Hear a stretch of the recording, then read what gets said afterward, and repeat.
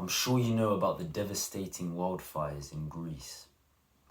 The biggest evacuation has taken place in Greece because of these wildfires. A crazy heat wave is scorching southern Europe, and so many people had to evacuate. Tens of thousands. It is shocking. And before you click off this video, pause. I'm not another boring protester who's going to criticize you left, right, and center. I do understand that the methods they use can be quite critical and they don't really win people's approval, you could say, because they don't follow the first principle in the book How to Win Friends and Influence People. So I'm not going to criticize you. What I'd like to do in this video is talk about, obviously, the wildfires, what sort of sign this could be for us, and what we could do to alleviate the issue of climate change. So, there are fires in Greece, and what sort of sign could this be? I'm going to tell you what I think this sign is, right? As we know, Greece is a very hot country. People love the heat, people love the sun. There's many hotels there. It's a beautiful country. It's by the Mediterranean. I think it's a sea or ocean, I'm not too sure. But it's a beautiful place and it attracts so many tourists there. And what this does is people go traveling there so much. And I can absolutely see why you'd want to go traveling to a lovely place like Greece. I mean, it's beautiful. The food is delicious. The people can be very friendly. And overall, it's a wonderful place. And traveling around the world can be such a wonderful thing to do. It really can. You can really help develop yourself. You can speak to people, develop your social skills. But the one issue with traveling the world is that it's how it's done. Traveling itself, it's not bad. Inherently, traveling is good because you explore places. It's good for your mind to see new things, new structures, new landscapes. But the way it's done isn't so good. It's not so good for the environment. And the way it's done is, well, everyone takes a plane, right? And as we know, planes are very, very polluting. But why do people take planes? Because they are the fastest method of transport in today's world. And I can absolutely understand why people fly. It is the fastest. We naturally want to do things as quickly as possible. That makes absolute sense.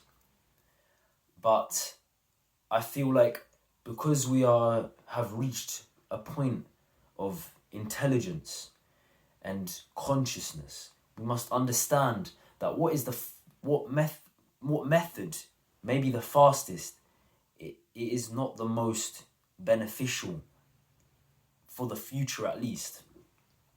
Because although we might be getting a plane to Greece and having a wonderful time there, having a rest and a period of relaxation, many planes are flying to many different places, such as Greece. And I can make another video on this actually, but like a little you could say hint, or you could go on I think it's a website, it's called Flight Radar, and there's like 10,000 flights in the air currently right now, which sounds shocking. It does make me quite sad because I just imagine all of that pollution going up into the atmosphere and just accelerating global warming. So I haven't actually talked about what kind of sign I see with the Greek wildfires. So I'll talk about that. The sign I see, well, what we are currently seeing across the news and some people in real life, if they actually went to Greece, is that people are going to Greece, they want to go on holiday, and obviously some locals are in Greece and they have had to evacuate because of the wildfires. And what this looks like to me is Greece is trying to almost get people away from its country. It's trying to discourage people from traveling, you could say.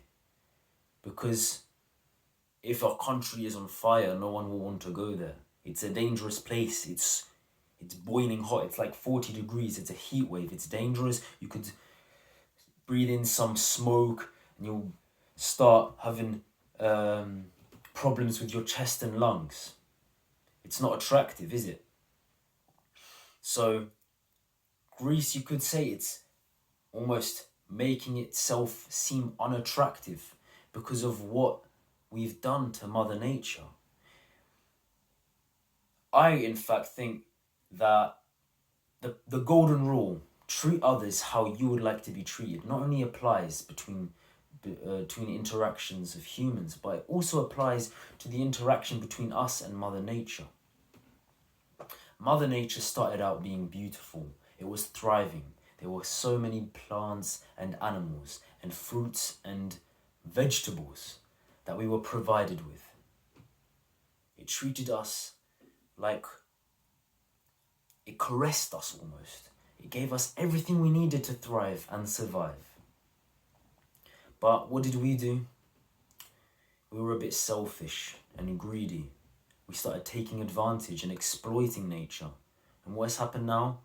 It's as if Mother Nature has turned around and said, no, you have to stop and you are not going to continue doing this. This is what, if you treat me like this, I will treat you like this. We treated Mother Nature badly, Mother Nature will treat us badly. Mother Nature is giving us heat waves. Conditions, really difficult conditions to live in for a lot of people who live in the on the equator, in hot countries, in countries where flooding has been occurring very often recently. So what can we actually do to sort of, after we've realized the sign that we've been presented with by Mother Nature and God, you could say, and to do something good for nature? Well, if the sign is that we shouldn't travel so often because of how polluting the method is, maybe we could travel a bit less. Maybe we could find more sustainable options of traveling.